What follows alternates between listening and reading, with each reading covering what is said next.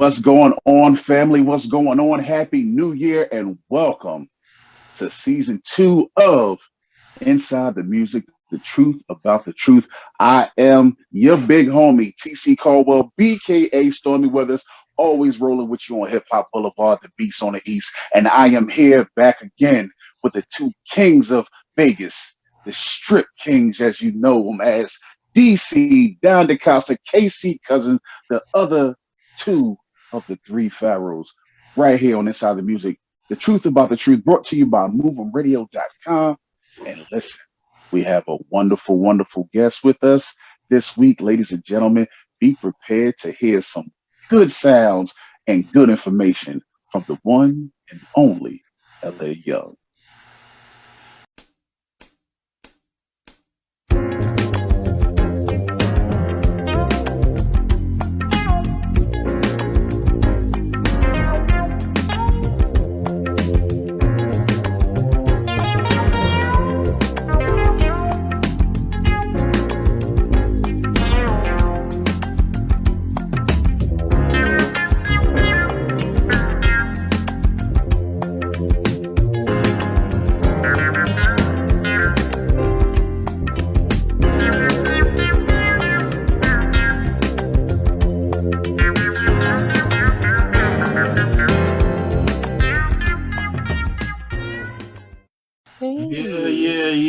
Miss Young, how are you today?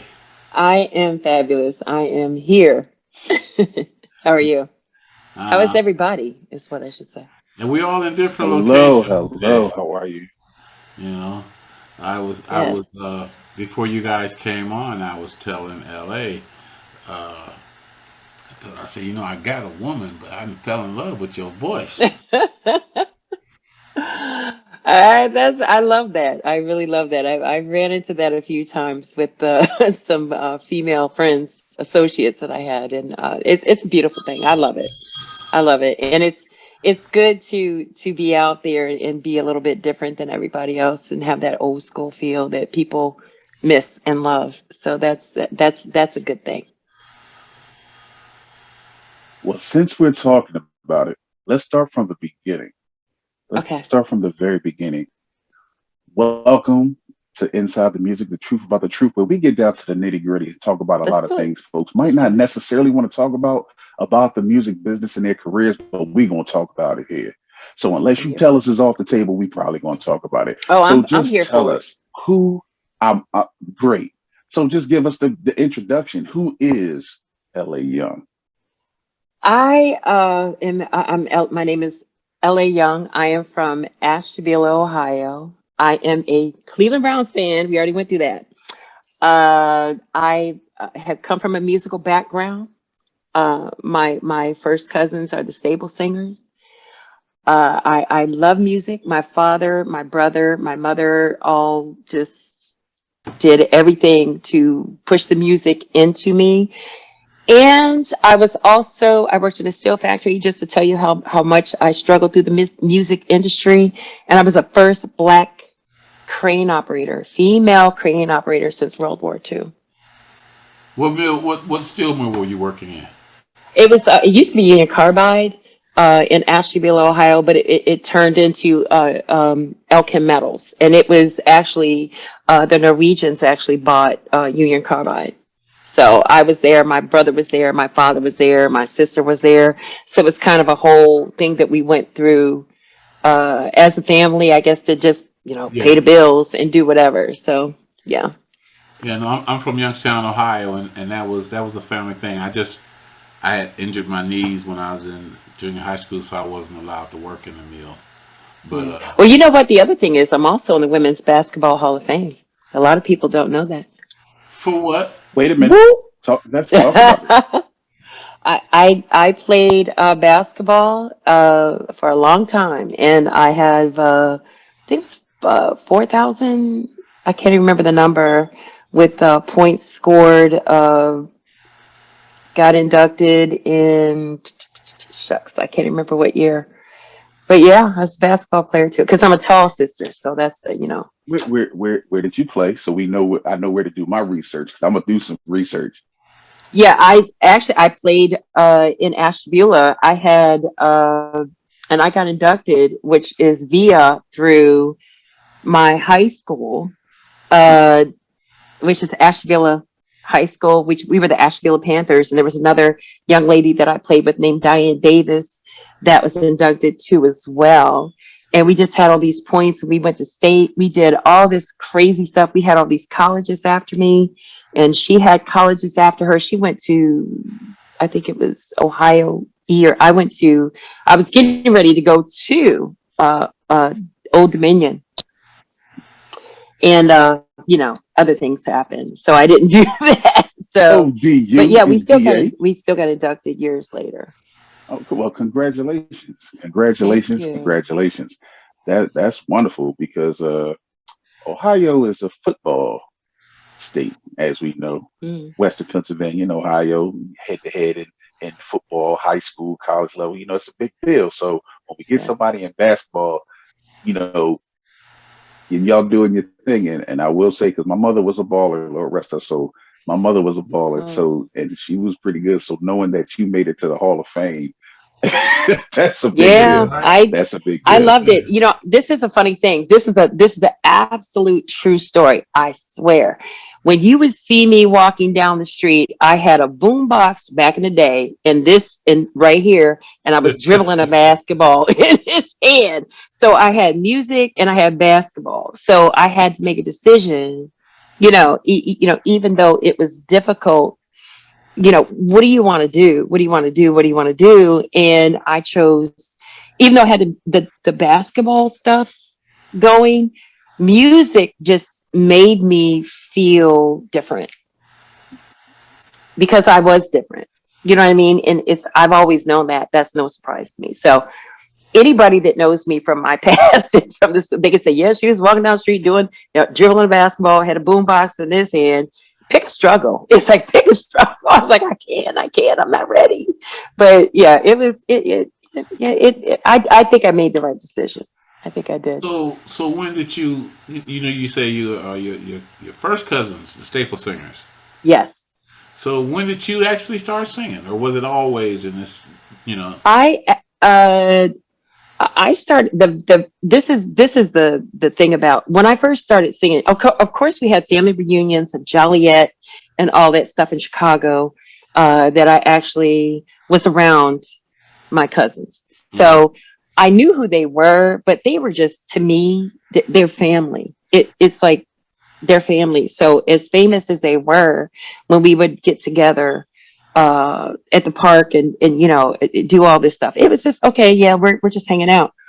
And it wasn't until I got older until I realized, oh my God, it's like Jesus Christ, you guys are the staple singers. You know what I'm saying? And for for the the whole basketball thing and the music thing, it just I still struggle. I don't struggle with it. It's I don't even know how to explain it. It's kind of complicated, but it's like I know that people always say, "Well, you're related to staple singers," but I don't. That didn't get out until I had my old management team. Real talk. And my old management team was biting on that. And this is real 100% talk. And for me, I never really wanted to talk about it Yeah. because Make it on your own. they're my I know exactly. yeah, I know exactly what you're saying. You yeah, don't want to ride off. yeah, You don't want to ride off of the dust that somebody else made. You know. right. Yeah. And I mean, it was always there, and it was always around me.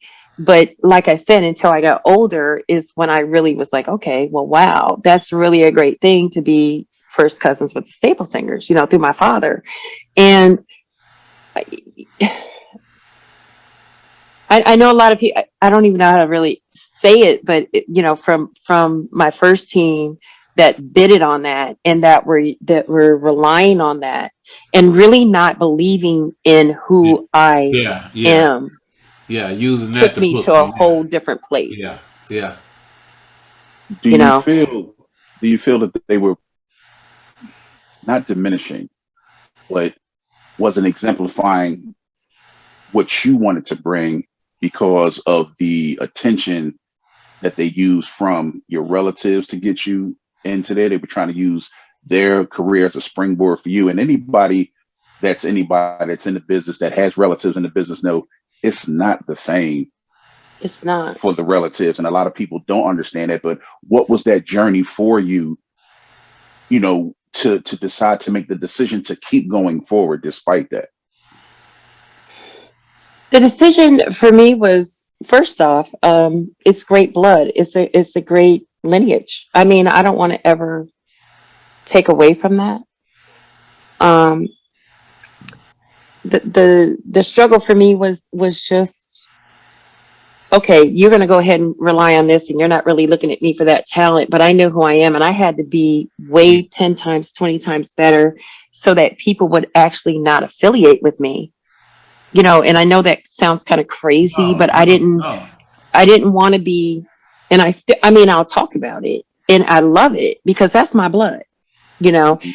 and they're very talented and they're very spiritual, religious, But beautiful they are not. people. But they are not you. They're not me. That's it. That's it. That's They're it. not me. And that is it in a nutshell. And I know that I've, I've had people send pictures to me because I mean, I'm just an Afrocentric sister, point blank, period. I love the 70s. Love all this on my sleeves. Love it on my pants. I have never left the 70s. You know what I mean? And so that's my whole persona.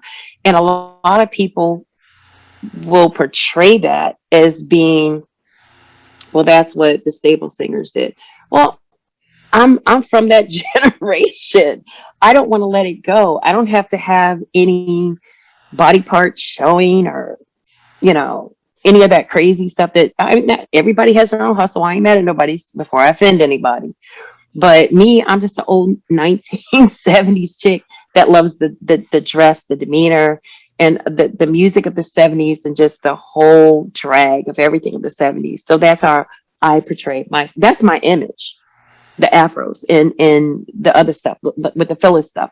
But it took a minute for me to deal with that because I know that's what my old team was banking on. But I needed a team that's banking on You. me Yeah. and not my lineage or where my roots come from. Yeah. That's what I need. And that's what I have now. So that's a great thing. It's Well, great. LA, I have a question for you. Okay. Exactly how did you become the tribute to Phyills Hyman?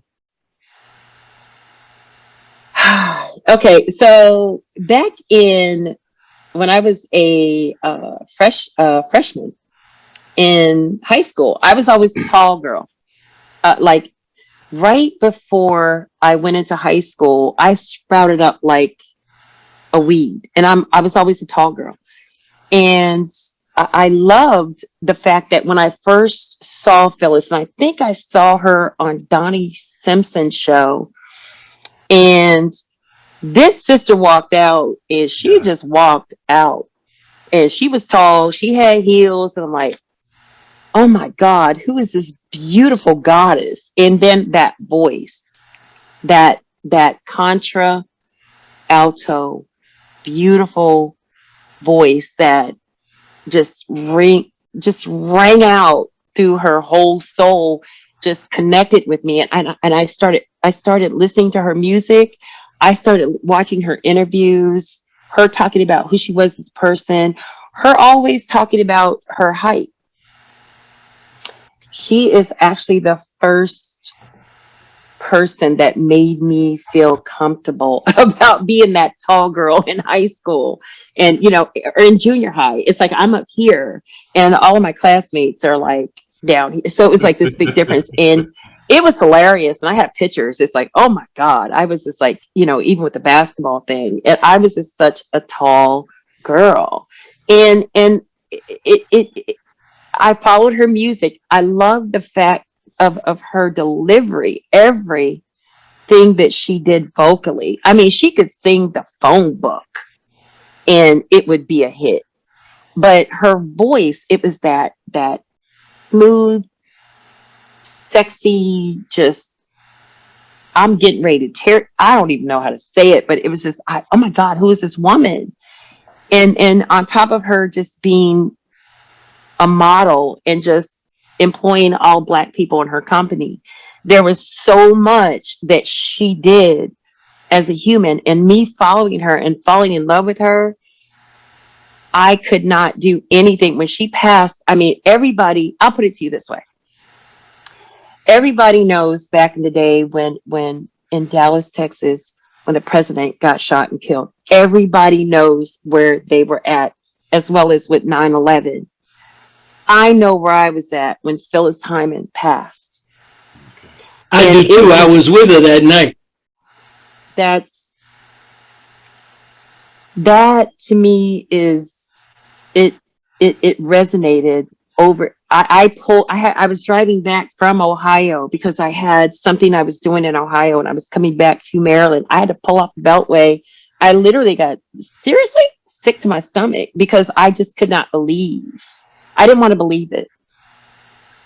I didn't. I just, and I know she was in New York and she's going to be on the Apollo. And I, from that point, I knew that I had to me, keep, she made me feel good about myself. I wanted to make sure that people didn't forget who she was. And I get a lot of flack from that because Why? I do. Well, I get flack because I have a stylist named Lukeman Salim. He does all my clothing for the Phyllis thing. When I give you a show, I'm giving you a show. And I'm going to come out in the whole drag of it. But I get, especially on the Phyills Hyman things on Facebook or Instagram, there's nobody who can replace Phyllis. I get all of that. I'm like, dude, I am not trying to replace anybody. I just want to keep her music and her legacy alive. I'm going to get up and do it the best way that I can. You might not like it, but that's okay. But I still love what I do. I love how I want to make sure that every part of her life is going to be in your mind. It's not the fact that she committed suicide. It's not the fact that she had issues with mental depression. It's not the fact that she had issues with her own sexuality. It's not any of that. It is that this woman graced us with the best music ever. That's it, point blank, period. And I get flack for that. I catch a lot of flack for that. And I'll take it because she's worth it to me. That's it. Well, You you can But know, cuss there are a me lot out of and other say what you want artists to that say. do that. There are other artists that do Phyills Hyman. There is. There is. My show is different because, first off, I have everything. Like the people that work for me. Ella Davis, she is a phenomenal play artist, and she researched everything. It took me honestly 8 years to get the show together. 8 years. It's not something that I just woke up and said, let me get up on stage and sing me some fellas. No, I didn't want that because I knew that other people were doing that. They got up and they sing this song. They do 45 minutes and da da da. And then they do this, that, and the third. I have a whole show that's Broadway ready and off Broadway. This is a show. When I say it's a show, it's a show. It has everything about her life. And I really didn't want to concentrate on a lot of the other things, negative things that people talk about with her. I concentrated on who Phyllis was as a person, as a sister, taking care of her sisters, her family, doing everything that she needed to do. Yes, there's some stuff in there about Clyde. It's a whole big moving thing that I put, even me acting in the show.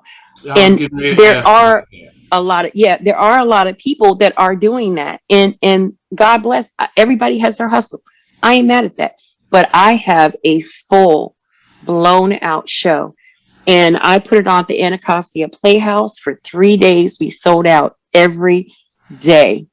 And the video behind you, I was acting, everything was intertwined. Ella Davis and her team did an amazing job putting this stuff together, and everything that I wanted, she did. And I love her for that. And we are getting ready to go on to another level with the whole show as far as doing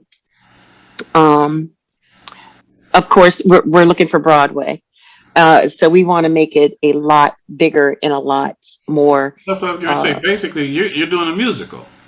yeah, it is, and and I want to do this in a way that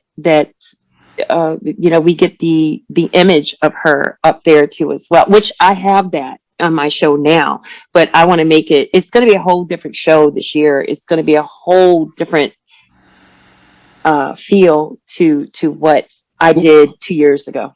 Well, let me throw somebody into that connection because, as you know, you were going to do a Phyills Hyman tribute with a friend of mine.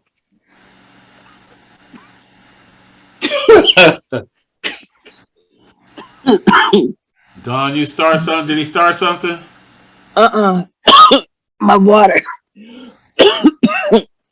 We too far away for you to be falling out. You got to give us your address. Okay, my She bad. choked when I said a friend of mine because she's getting ready to tell you exactly who this individual is. Because this individual that I'm referring to, that she's going to be working with, had a lot to do with Phyills herself. So now tell them who the individual is. Are you talking about Glenda? No, I'm talking about Norman. Norman Connors, my baby. Starship. Norman beat us up with that, boy. He tore us up. He beat us up with that Starship.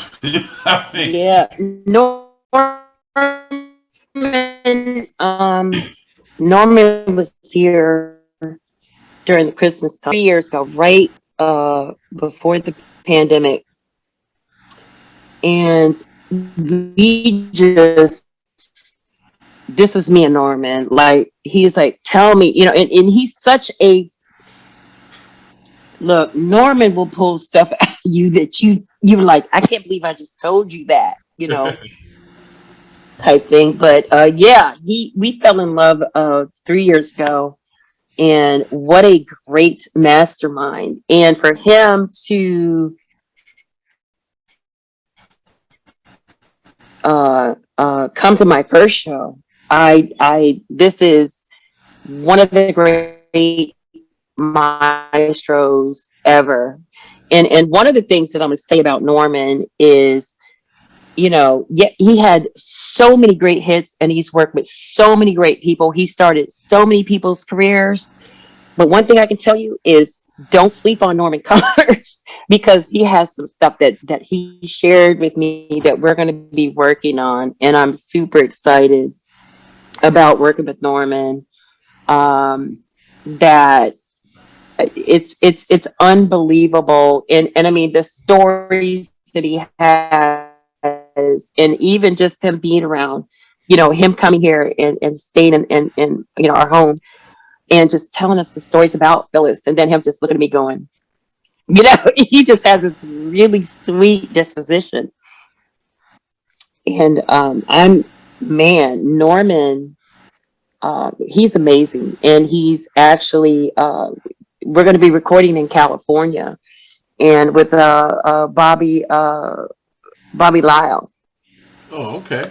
And we are so looking forward to that. And he actually is going to redo some of my originals. I have some great originals, and he heard them. He's like, "Oh my God," So I'm a sap for the old school long gowns and just the old. Like I watch all black and white movies. Like I am a Turner Classic Network crazy fool, and I love the glamour. I love the way that the women were they could be femme fatales. Yeah, very elegant. And that's me. And that's, what I love, the whole stage thing, to walk on a stage. And Norman's like, yeah, he's like, that's what I'm talking about. And the whole orchestra and just the great music, and just bringing the music that I love, back to the forefront. And that's Norman Connors. Yeah, that was Norman Connors when I talked to him, and he was at your house. Him and Myron Booth. Told you Yeah, you don't remember? Because Yeah, I do. I do. I'm just in kind of in and fact, out the it room. was Myron that did it. Myron said to me, because Myron called me, and Myron said, there's a friend of yours here that I'm going to let you talk to. And I said, who? And you were sitting next to him. And I said, who is it? And he said, he's on the phone right now. And he turned the phone, and Norman's back there on the phone on your couch. And he said, soon as he gets off the phone, and then Norman came over and I started talking to Norman. And I think they were over with you that morning because you had done the concert the night before. Yeah, I was at the Soundry. I played in a club in Baltimore. And that's the very first time that I met Norman. That is the very first time I met him. And that was through Myron. And the thing about that was I had met, I mean, Myra and I were, we were talking through Facebook, and I was surprised that I didn't know Myron was coming to my house at that time. I didn't even know. So there was a lot of things, that I mean, it was great. I mean, I love Myron and I love his brother. So, and great, talented brothers. I love them. And Norman is, like I said, I can't, I don't even know what to say. It's like, I've met so many people being in this industry that are just idols. Benny Brett, I mean, she lives here in DC. She was one of the first female writers at the Philadelphia Sound of Philadelphia. She wrote Love Won't Let Me Wait. She's a dear friend of mine. And I've met so many people in this industry that have given me so much life and given me everything that I want to give to everybody from myself. It just puts me in that mental space that I need to be in, because we seriously need some great music right now. Yeah. Because I ain't mad at people for the hustle. I'm going to say that one more again. But I just really think that music is just, I don't know, it's just tossed up in the air, and whatever falls down is what the public is getting. That's what I was going to say. There's so much good music out there. There's so much good, talented artists and composers and arrangers that don't get to see the light of day because of the other side of the business. And like you said, based on your package, you're not taking anything away from anybody else's hustle in their package, but it's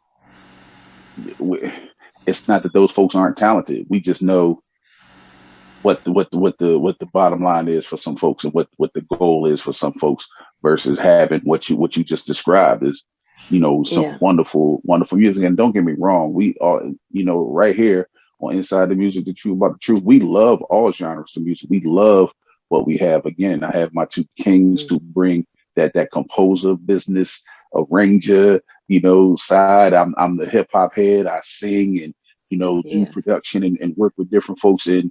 And even in that, when we talk about what it is that some of us wouldn't do or won't do that other people are doing, we get it. But speaking of getting it, what was that point for you when you got it, that you knew this is what you were going to do, and you were hitting that mark where things were getting good for you, and that attention was coming, and that hustle muscle really got flexed, and you was like, this is it. This is what I'm going to be doing. Well, I got the first niche when I was 8, and I sang for my mother. My mother was a Head Start advocate in Ohio, and I first sang George Benson's song, "The Greatest Love of All," which he did that before Whitney. A lot of people don't think they don't know that. We know it. We know that. Yeah, right. We know it. That was the very first song I sang at 8, and I just saw the response at 8 years old, and I loved it. When I got older, it was actually it took me till when I first started the whole Phyills Hyman thing, and I had a manager of mine, Gar Roberts, that he manages Pieces of a Dream. He's managed Teddy. He worked with Phyills. I mean, he's everybody. Glenn Jones. I mean, you name it. He actually was I kept talking and talking. This is an honest to God true story. I kept saying, Gar, I want to do some Phyllis. I want to do. He's like, Gar, yeah, yeah, stand in line with everybody else. That's what I swear before God, honest to God true story. Yeah, you know how many people are doing this stuff? You know, this, that. I was like, no, but I don't want to just do the music. I want to write a story. I want to get everybody so in tune with her that they know the good. They know what she went through and her struggles, but I don't want to concentrate on the. And I was like, da da da da da da da da da. And he was just like, I swear, honest to God, true story. My band, we were rehearsing down the basement, and I had already got with my guys, and I'm like, play this song, just start playing it. I'm just gonna start singing it, and it was "Meet Me on the Moon." And so they started playing this song down the basement. Gar was upstairs in my kitchen, but the basement door was wide open, and I started singing this song, and he came downstairs, and he's like, "Are you serious right now?" And I'm like, "What?"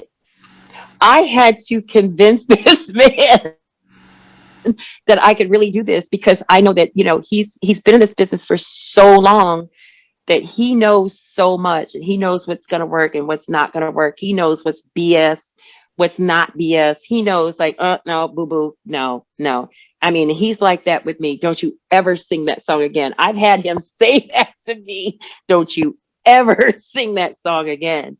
And he came downstairs, and he literally sat there, and he was just like, you got to be kidding me. This is eerie. That's the word that he used. And I said, okay, can we talk now? Can we talk about what I want to do? And he's like, I'm listening. It took me to literally trick this brother into, you know, come down. You know, I know you've heard this. I know this vocalist does it. This person does it. But I need you to hear me. And when he heard me, he's like, okay. At that point is when I started writing the whole, my whole story. And Ella Davis came in. So that's when, and it was a moment in my basement. It wasn't with a crowd. It wasn't in front of a whole bunch of people. It was me in my house with my band members, and us having a rehearsal, and having Gar Roberts come down and say, okay, I'm listening now. That's what it was. When did you first start working with bands? Uh, I moved to Maryland in 93, and I literally went around to different karaoke bars. I made my whole living through karaoke when I moved here. And I was winning all this contest money, which is great. And I was saving that money, investing it. You know what I'm saying? I was saving it, investing it in me. And once I realized, it's like, okay, I might have something. Okay, I might be all right. You know, I mean, I wasn't really, you know, I'm my hardest critic. And, you know, I started noticing that, you know, people were like, hey, you know what, that's, yeah, you are right. And the whole band thing, I actually owned a bar. I bought a bar. Like I said, I won a lot of money through Maryland, and I bought a bar in Baltimore County. And I was the first Black bar owner in this area, which is Essex, Maryland. I don't know if anybody's familiar with Essex, Maryland, but not too popular with the brothers and sisters. But anyway, I had a bar that was on the water. And once I really got to know the area, I started open mic nights. Oh, okay. And that's how I met my guitar player that's still with me 25 years later. Most of my musicians I met through my bar that I own. Yeah. So that was my whole band thing. And I always wanted a live big, I love the big band thing. I love the strings, which I've never got into that, but I'm getting into that now. But the horn section, all of that is when I was like, yeah, I need my own band. I was with another band for 5 years, a band called Joyride. I think that was based out of, I think their main base was out of Baltimore.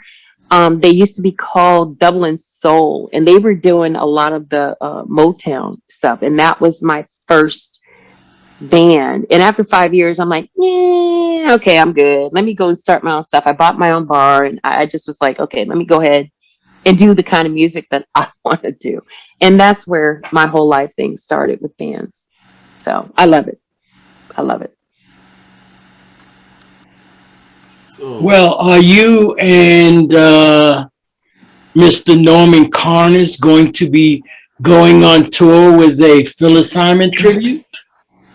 We talked about that. I know that, Yes, y'all were supposed to do that yeah, before, yeah, we were. before the And pandemic. Yes. yes, and we actually talked about that when he was here. And especially because he was a host at my show at the winery, at the DC winery. So I know we talked about it, and he's like, well, let's do this. But he's gonna be with me for that. But there's so much more that we have, and this music is phenomenal, and it is stuff that was one of the songs that he presented to me was supposed to be for Phyllis, and there was another one that was supposed to be for Natalie Cole. So of course, as long as we do the key right, I can do the Natalie Cole thing, because she was such a high soprano. I'm a contralto, so my voice is a lot lower. I have range, but range within reason.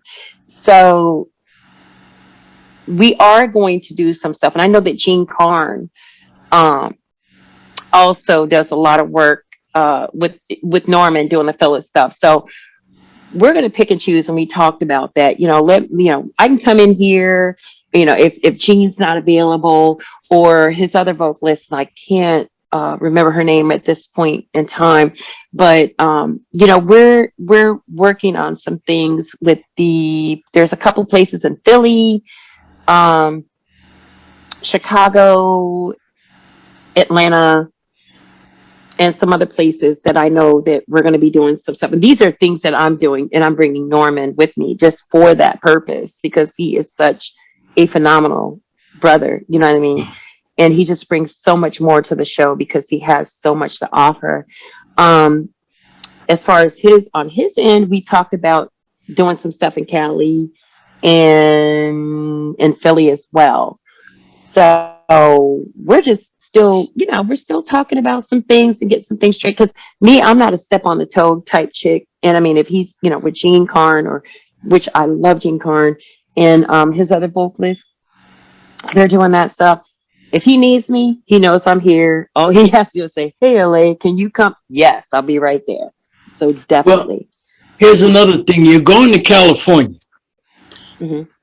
Your buddy is in California. Are you, Myron, and Jeff going to get together and do something?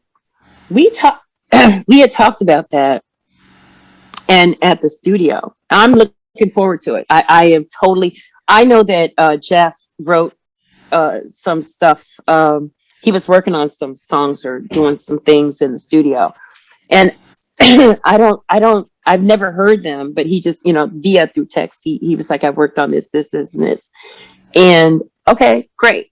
I think that that's inevitably going to happen, especially, me going to California. There's no reason that for me not to, when I go to California, I should meet everybody that I even are friends with, or that I want to work with. I should meet everybody while I'm there. There's one of my favorite people, Stone Paxton. He's in Vegas. He's a great producer. He lives out there. So when I go out there, I want to make sure that I hit everybody, that I'm in contact with, and that are great writers and producers and storytellers. Well, what we're going to do right now is we need to take a break for the cause and come up with some things for our sponsors. So I'm Okay. going to turn this over to TC. Handle your business. Okay. Well, ladies and gentlemen, as you know, at Inside the Truth, Inside the Music, I'm messing up my own show, right? It happens like that sometimes. That's right when you come into a new year, but we keep it moving because that's what we do as professionals, right here at Inside the Music, the truth about the truth. Ladies and gentlemen, we want you to know we want to keep bringing you this important content. So please, please, if you have guests, if you have talent, if you have musical production, if you have musical artists, if you have someone that you know needs to get some exposure, do your best by sending them to us right here at Inside the Music. If you have an MP3, make sure your music is radio ready and radio friendly. If you want to be a sponsor, we have our sponsorship packages that we're putting together, as well as your advertisements. As you see, I'm rocking Stay Solid. This is what we do. Stay real, stay focused, stay solid, and make sure you hit us at insidethemusic8@gmail.com for any sponsorship, advertisement, or guest opportunities. And come on, be right here with us, the three pharaohs and the kings of Inside the Music, the truth about the truth. Make sure you get with us, as you should. Real talk.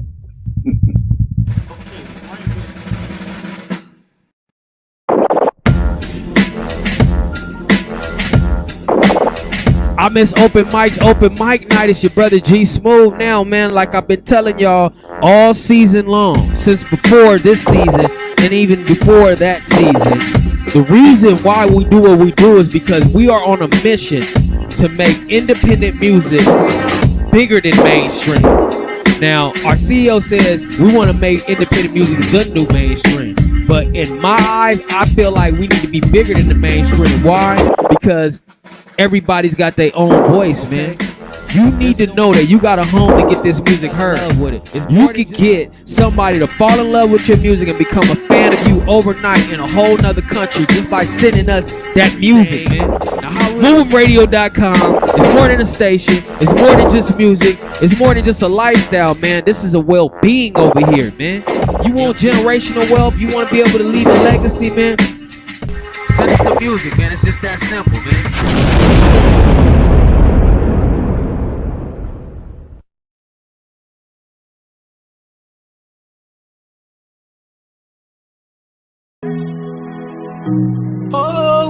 Mr. Kirsty. Yeah. They know me as Brown King. I've been stuck on you, thinking about you every night and day. I thought I should let you know this feeling is so strong. You light my world, you make me feel brand new. I'm surrounded by your love, baby. Turn up the light, let me show you all the good love you'd never seen. I got you, I won't let you go. I got you, I won't let you go. Girl, you are my real mama. Take me down to your mama. Hey, mama, yo. Ayaka, yaka, yo. Okay, right before then, I was getting ready to say, LA, Yes, you got some new material. You got I some. do. I Okay, do. so what I want to do is send our archive, dig 'em up, go find it, cat, send TC into the vault. And what song are we getting ready to listen to you from you? Oh, LA? Lord have mercy. Y'all, look, how far did y'all dig? You tell us Well, which one. We go. we We'll we go. We go we to the we bottom. updated. We updated. I got you right here. I did a song, the Pieces of a Dream. I did a song with them. It was a country song that James Lloyd and I just love the song, and I love how the song moved. And through Gar Roberts, I met James, and I told James, dude, I said, this song is like, I think it could just turn over to, it's country. It could turn straight over into jazz.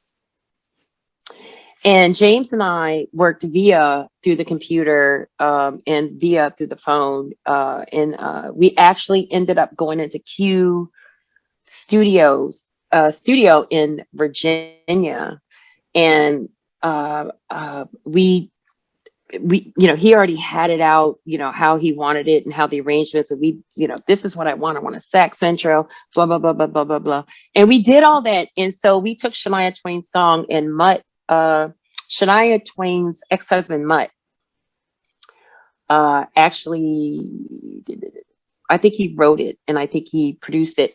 we got permission from Shania's people, and we turned it into a jazz song, and it was pretty. It was smoking. It did really good in the UK and EU, Japan, uh, Africa. I mean, Grenada. That song was on the charts over there for a year, maybe a little more. And it's called "The Woman in Me," and I recorded that with Pieces of a Dream.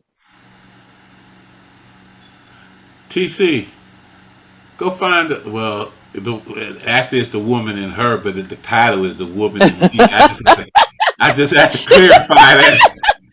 That wasn't getting ready. That wasn't coming out too smooth. But It ain't the woman in me, it's her. "The Woman in Me" by LA Young. TC, go find that, man. That was hilarious. Hey, it wasn't going to come out right. Look, good catch. It wasn't going to come out right. Hey, I'm the type of chick that I'll call you and I was like, really? Yeah. Look, I felt it in my soul when I was getting ready to say it. Right. So that was in 2012. And I did not even release that until the guy was a little baby Nas X that was doing the country. That I sat on that song that long. Yeah. Because I just knew that it was going to be good or it was going to be great. But it was like, I should have been actually like, I really should have released that in 2012. But then I was like, no, I'm not going to, let me just sit on it, just hold it. And then when Nas X came out with his country thing, I'm like, let's do it. Boom, let's do it. And it did really well because it was very jazzy. James Lloyd Curtis, David Dyson on bass. Of course, Curtis plays drums. James plays keys. I had Tony Watson on sax. I had Ron Lawrence, who just recently passed away, which is one of the best guitar players ever in Connecticut. I was shocked because I was with him at the Jazz Legacy Foundation in Hampton in November, and we were talking and spending time. He just passed away like 3 or 4 weeks ago, and I think that's pretty much it. That was the gist of the band at the time with Pieces. It was a great.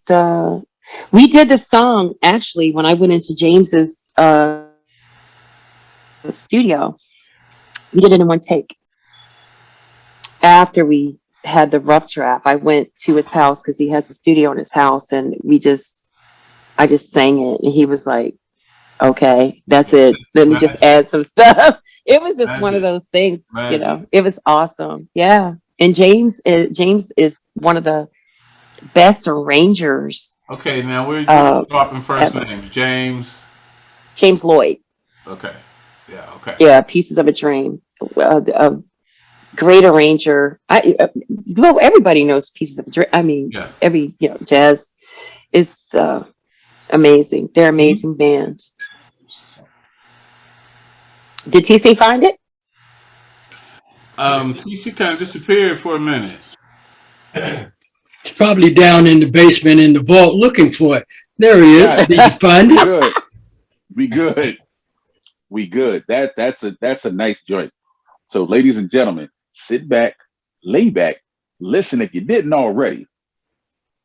By Miss LA Young, "The Woman in Me." You found it. Wow.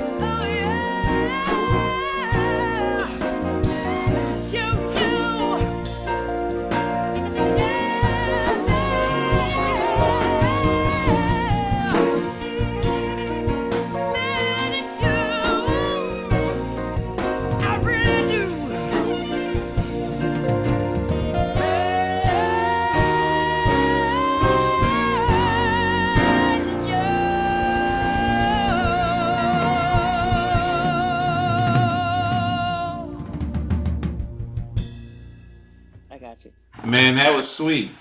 I'm glad you said Thank that you. properly, though. The lady in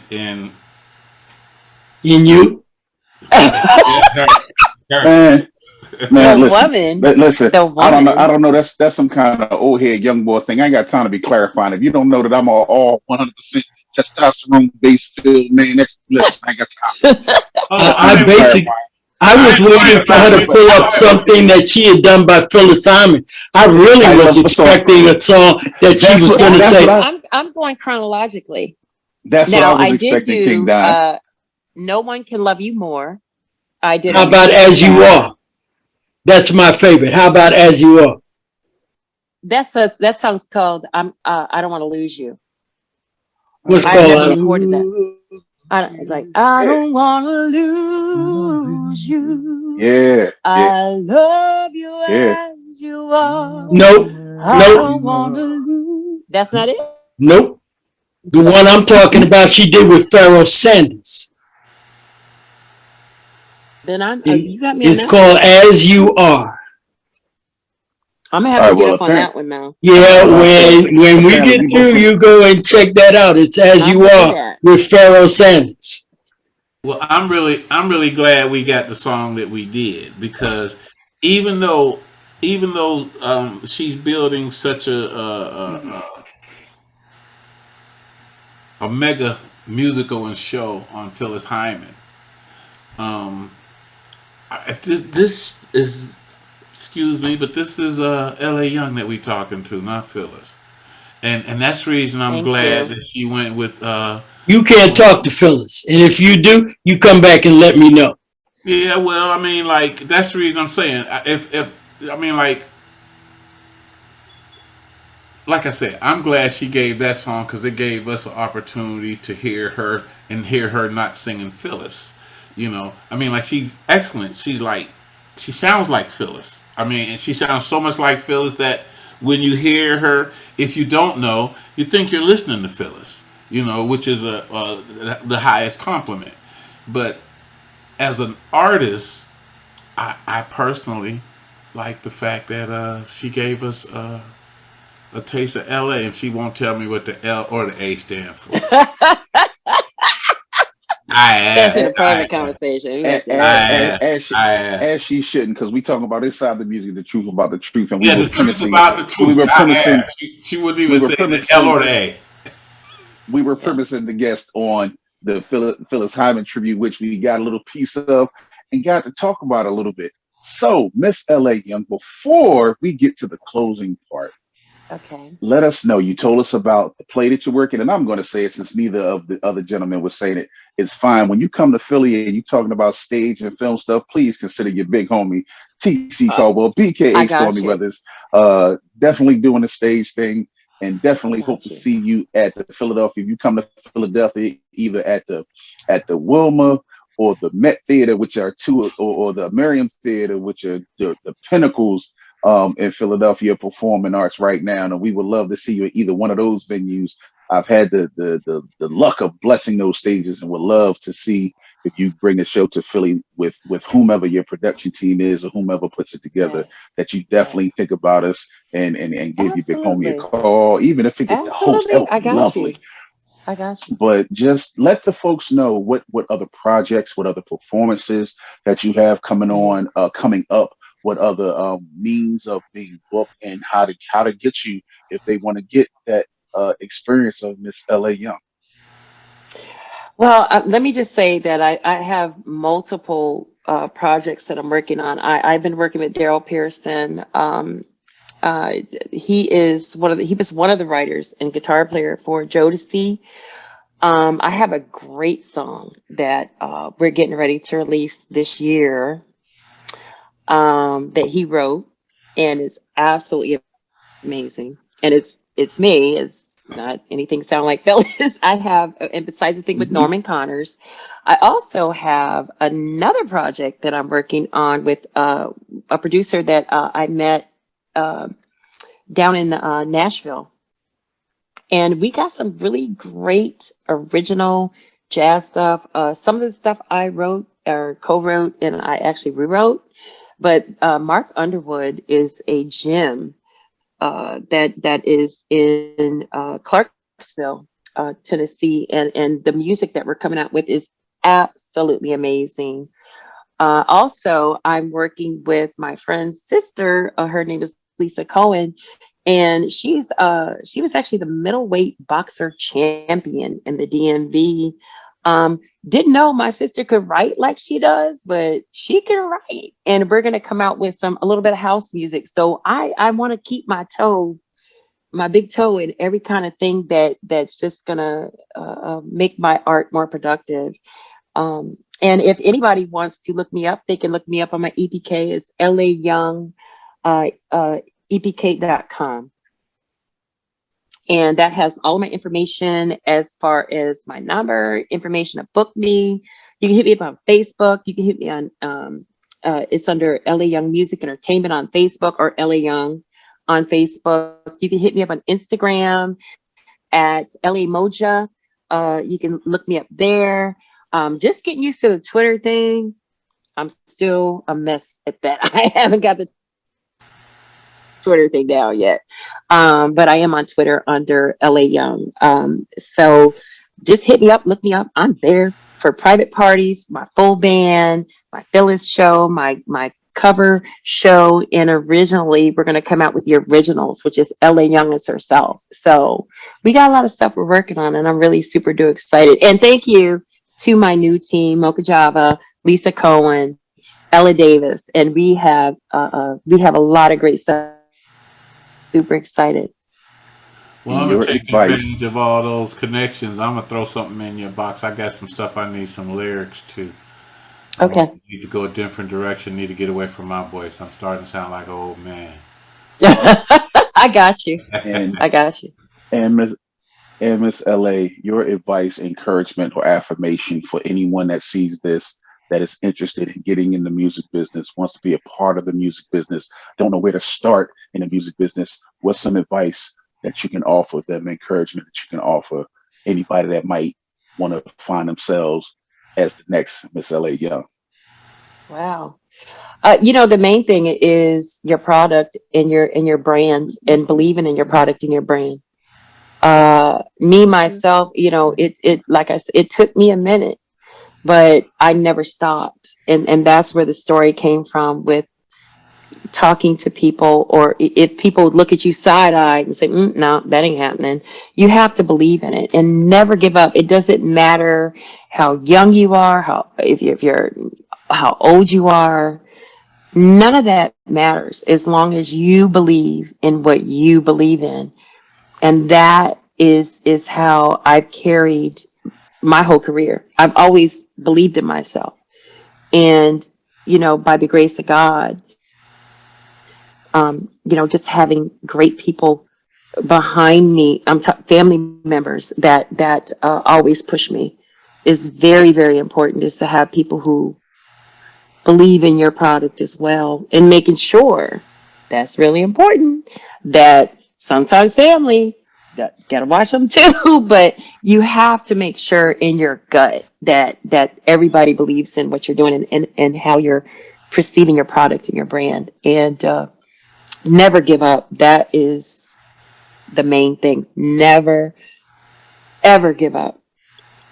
And I know I haven't, and I've had so much support from fans, from family, my hometown, Asheville, Ohio. Keep saying that.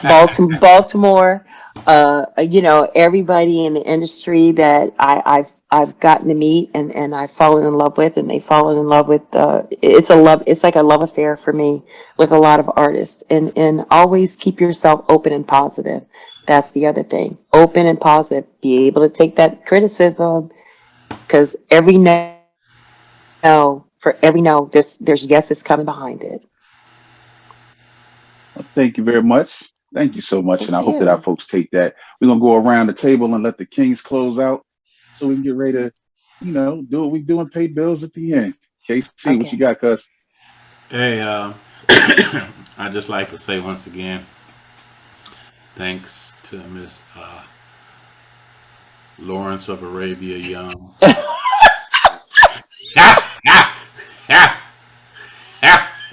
Yeah, I'm full of it. But I really enjoyed you. Like I said, I had listened to your music. I had read your stuff prior to your coming on the show. What you're doing with the Phyllis Hyman is that's incredible. You Thank keep you. calling it a show. I think we need to start referring to it as what it is. It's a musical. You know, Yes. and that's a major difference. I've had the opportunity. I am not a thespian. That shit is too hard. I'm just gonna put it right where it is. That I did the Three Penny Opera. I was Mac the Knife. That was more responsibility. I produced projects. I've engineered projects. I've been the responsible for all of it. But that stage thing is acting is something else. A musical, but yeah, just the fact of a black woman doing a musical on a black woman that was a powerful black woman that was really, in my opinion, overlooked in the music industry. Absolutely. You know, with all of her greatness, she was extremely overlooked, and not missed as she should have been. You know, um, so I thank you for coming on the show. Thank you for having me. I'm so blessed. Thank you guys. Come on back, and I I'm gonna will. send you some stuff. I be saying that stuff to everybody, but I'm gonna send you some stuff I heard you saying. Please do. I heard your voice, Send it on. Lawrence.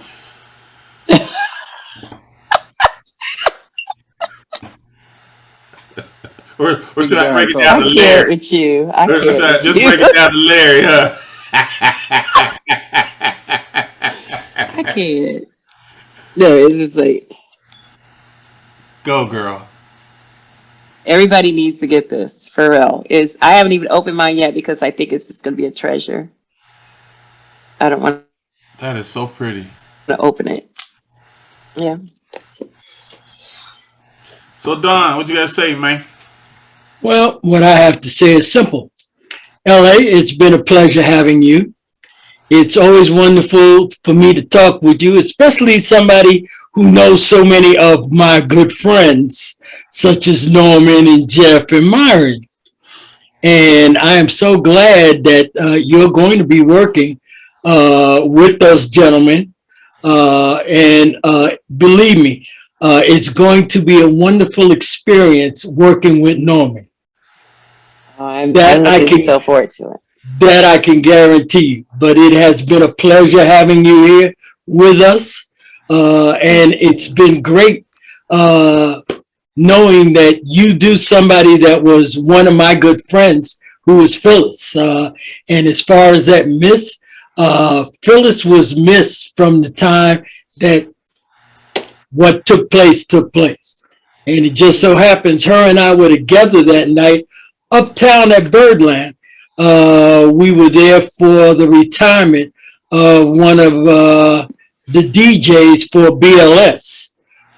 So to get home and hear that what took place had happened was definitely depressing to me.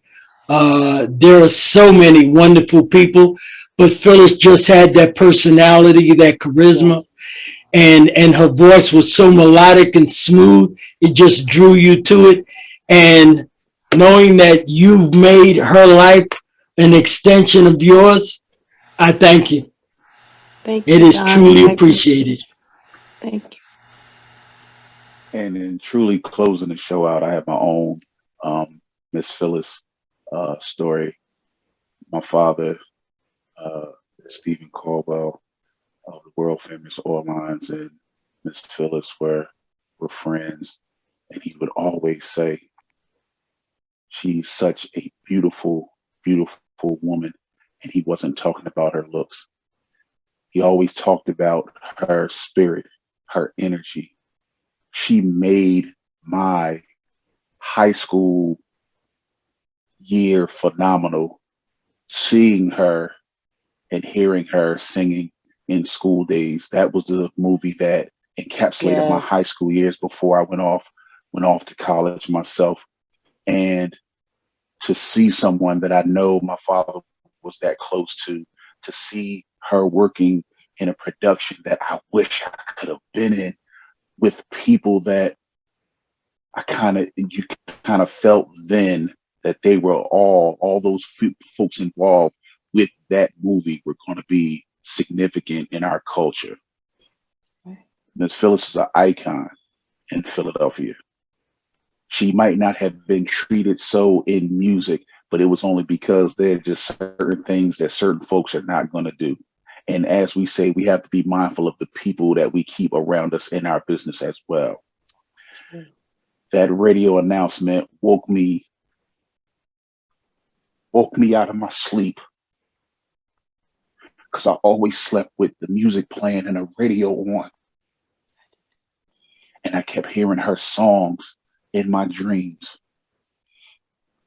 back to back, and to wake up to hear one of my favorite radio DJs saying that we lost a Philadelphia legend.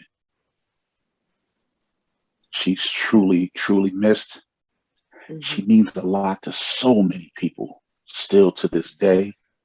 It is wonderful to see what you're doing. I actually have a friend who, for years, that she was actually the person I was with when I encapsulated and decided to start Stormy Weathers Entertainment, was to help her in her chase to put a memorial together in the performing arts for Miss Phyllis here in Philly.